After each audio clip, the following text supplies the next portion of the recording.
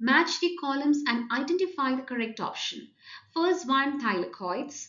Thylakoids are the membrane-bound structures found in chloroplast, and they are flat, disc-shaped sacs that contain chlorophyll and other pigments necessary for the process of photosynthesis.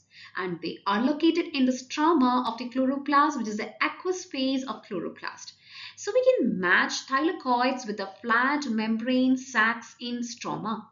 Coming to the second one, that is cristae. Cristae are the folded inner membranes of mitochondria, and these folds increase the surface area for the enzymes involved in cellular respiration. So that means we can match cristae with the infoldings in mitochondria. Now the next one is the cisternae. Cisternae are the stacked, flat, disc-shaped membranes of the Golgi apparatus, and they are involved in processing and packaging proteins and lipids in the cell. So that means we can match cisternae with the disc-shaped sacs in Golgi apparatus. Finally, we have chromatin, and chromatin is a complex of DNA and proteins found in nucleus. So when the cell is not dividing, the chromatin exists in a relaxed thread-like form. So we can match chromatin with the content structure of DNA.